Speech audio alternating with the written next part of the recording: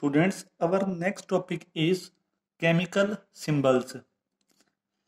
As there are so many elements, writing their full names will be time consuming. क्योंकि हमारे पास बहुत सारे element हैं, इसीलिए अगर हम उनके फुल नेम लिखें तो वो काफ़ी टाइम कंज्यूमिंग होगा.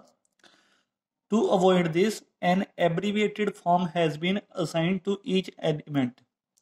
इससे बचने के लिए क्या किया गया है, फिर एब्रीविएशन यूज की गई है, मीन्स शॉर्ट फॉर्म यूज की गई है ताकि फुल नेम हमें ना लिखना पड़े. The abbreviations used to represent elements are called chemical symbols. जो एब्रीविएशंस जो यूज की जाती हैं रिप्रेजेंट करने के लिए एलिमेंट को, उसको बोलते हैं chemical symbol. In earlier days sir John Dalton an English scientist, पुराने टाइम में सर जॉन डाल्टन एक इंग्लिश साइंटिस्ट थे, created his own set of pictorial symbols. उन्होंने क्या किया, एक अपना खुद का सेट बना दिया पिक्टोरियल सिंबल्स का. पिक्टोरियल मीन्स पिक्चर्स उन्होंने असाइन कर दी एलिमेंट्स को. For elements noun in his time, जो उनके टाइम पे एलिमेंट्स नाउन थे जिनकी डिस्कवरी हो चुकी थी, उन्होंने क्या किया, उनकी पिक्चर्स असाइन कर दी. जैसे आर्सेनिक का देख लो, उन्होंने सिंबल बना दिया, ट्रायंगल नीचे को करके दो लाइनें इधर कर दी. मरकरी का जैसे एक एरो बना दिया, एक सर्कल बना दिया, नीचे दो एरो बना दे. हाइड्रोजन का उन्होंने बना दिया, एक सर्कल बना दिया, बीच में बिंदी डाल दी. तो ऐसे आप काफी सारे देख सकते हो, ऐसे सिंबल्स उन्होंने दे दिए ताकि हमें पूरा नाम लिखना पड़े और शॉर्ट में ही हमारा काम चल जाए. Next, the modern system of representation was given by Johannes Jacob Berzelius, a Swedish chemist. जो मॉडर्न सिस्टम हम यूज करते हैं रिप्रेजेंटेशन का, वो किसने दिया था, जॉन जेकोब बर्जिलस ने दिया था, एक स्वीडिश साइंटिस्ट थे वो. Instead of pictures he made use for the letters. उन्होंने पिक्चर्स की जगह पे लेटर्स लिखने शुरू कर दिए. Of the English alphabet to represent various elements. उन्होंने सिंपली यही चीज की बस कि जो एलिमेंट्स थे उनके पिक्चर की जगह पे उन्होंने लेटर लिखने शुरू कर दिए थे.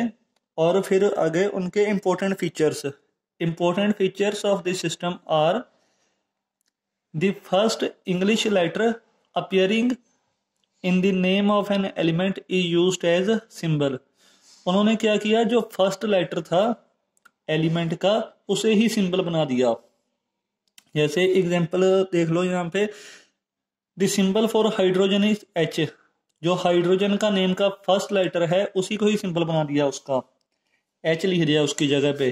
कार्बन की जगह पे C से शुरू हो रहा है कार्बन, C लिख दिया. ऑक्सीजन की जगह पे O लिख दिया. नाइट्रोजन की जगह पे N लिख दिया, एक्सेट्रा. ऐसे ही बाकी भी उन्होंने और भी कर दिए. Symbols of some element have also been derived from their Latin names. कुछ एलिमेंट्स के नेम उन्होंने जो लातिन लैंग्वेज थी उससे ले लिए, उनके जो लातिन लैंग्वेज में नेम्स थे उसके सिंबल ले लिए उन्होंने.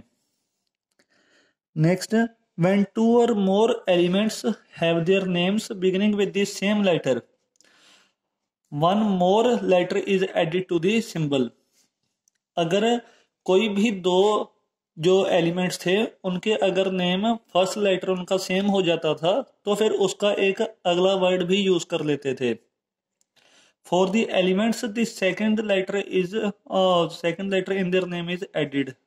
सेकंड लेटर यूज कर देते थे, सच एज कैल्शियम. कैल्शियम के फर्स्ट दो कर दिए इन्होंने फिर, क्योंकि कैल्शियम एक कार्बन भी है सिंबल इसका और कैल्शियम भी C से आ गया. इसीलिए अगर C लिखेंगे तो दोबारा हमें गलती लग सकती है कि C किसके लिए लिख रहे हो आप, कार्बन के लिए या फिर कैल्शियम के लिए.